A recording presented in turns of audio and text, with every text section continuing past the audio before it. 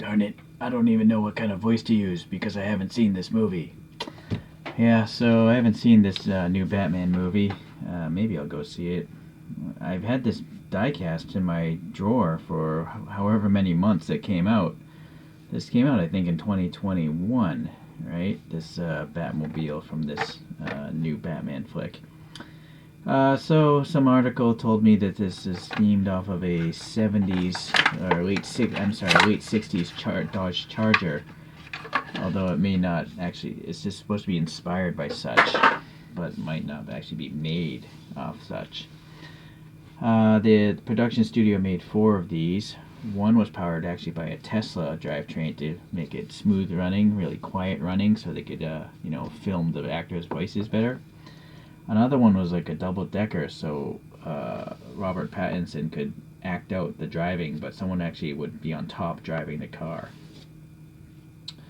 And then I guess the other ones were V8 powered, quad turbocharged, rear-wheel drive, I assume, vehicles.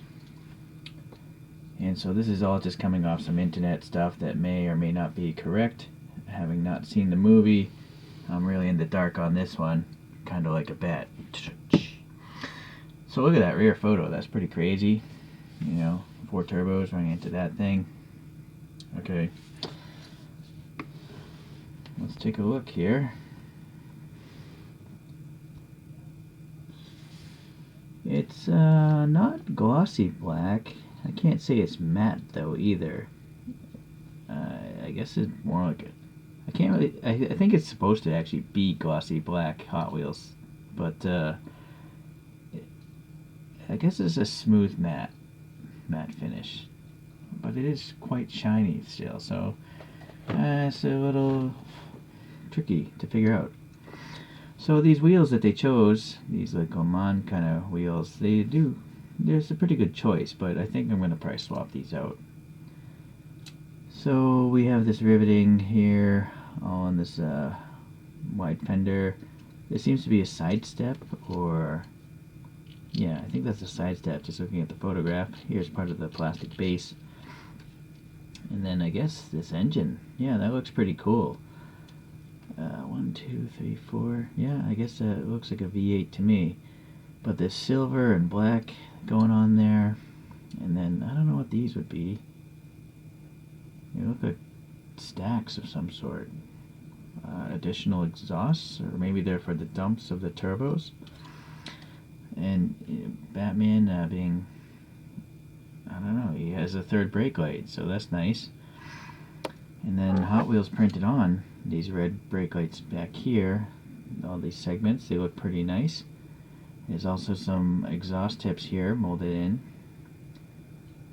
Oh, I see. So I'm just looking at the rear photograph. There's 2 exhausts here. Maybe these are also exhausts. Not sure. Or not. Actually, I think maybe this is the exhaust. And maybe the other 4 are the dumps for the turbos. Because it looks like all 4 exhaust headers are heading into this thing. Please leave a comment if you know. Okay, so anyways, it's really nicely detailed for Hot Wheels, right? For however much you can buy a Hot Wheels for, it's pretty nice. The article I read also said that this bumper is supposed to be directly part of the frame, so it's used as a battering ram in Batman's world. I like this really shallow, recessed headlight area / grill area. It's all textured nicely. Okay, this thing is actually chromed. I'm gonna assume it's like chrome plastic. Alright, and then not sure what these top details are supposed to be, but this is chromed here, and then just a whole bunch of greebly looking things here. And so henceforth the interior is chrome as well, because it's just one piece of plastic carrying through the body, I guess. And this has 2 seats, but online information told me this is only supposed to have 1 seat. Well, I don't know. Still, it looks pretty good for Hot Wheels, the interior of that. You can actually see it, or I can see it at least with my own eyes because it's chromed. And then we have a plastic base, and yeah, we have staggered tire widths. The rears are quite wide, much like that photograph as well. all in all, it's pretty nice. I like it. I don't like this Batmobile better than, the 1989 Batmobile or the original TV show Batmobile or even the animated series Batmobile. So I guess in my realm of Batmobiles, this might be my fourth favorite Batmobile design. But it definitely looks mean. It looks aggressive. It almost looks like a car you would see in a video game, but it's in real life, I guess. All right. So let me observe some more photographs online, and I'll come back with something. All right. So I did the best I could to copy the wheels based on the photos that I saw. Hopefully it worked out. I used a little silver dry brush to help bring out the little bolt details, on the edges and stuff. It was really hard to see without the dry brushing there. And this is reusing the slick tires from Hot Wheels of two different sizes, the smaller ones and then obviously the larger ones. So it works well, I think, to match, the photos better. I find the slick tires from Hot Wheels to be the thickest sidewall compared to the treaded ones, at least. I added a little bit of paint here and these exhaust tips, whatever they are, and that's really it. I didn't add any more paint because I haven't seen the movie. I don't really know. I have a suspicion there might be some red lights in here, but I didn't even bother. Okay, let's take a look at a couple of the Batmobiles.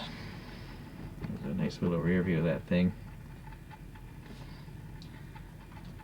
So, I guess, boy, coming in number 3, I still prefer this animated series one. It's just so over the top with its proportions. Look how small the cabin is. And this would be like a... I mean, the hood is so long. I was going to say it has an infinite amount of cylinders, but you can actually see that it's a V12 based on those exhaust heads there. 3D printed wheels on this one as well. This was actually a treasure hunt. I didn't even realize it. I stripped all the paint off and then later realized it was a treasure hunt. Not that those things are valuable. Let's see. So the good old TV show. This one I have not modified. It's just one of those retro entertainment ones with the Real Rider tires. So you gotta love that. I haven't even really watched much of the classic TV shows. Maybe I've seen like 1 or 2 episodes.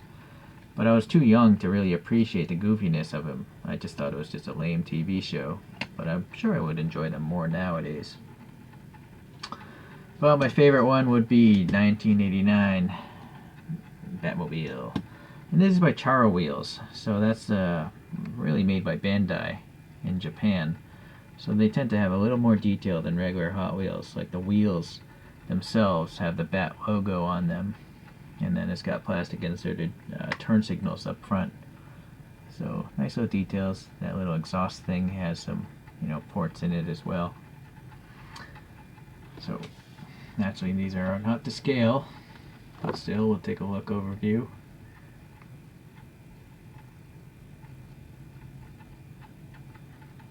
Yeah. It's actually almost believable that maybe these 3 could live in the same universe. It's only this one that's just way out of proportion because you can only fit like one really small person in this cabin if it was the same scale as the others. So in real life, this would have to be a much bigger car, like twice as big, I imagine, to fit 2 people side by side. But in the cartoon world, everything just kind of squeezes in, I guess. So there's a nice little rendering.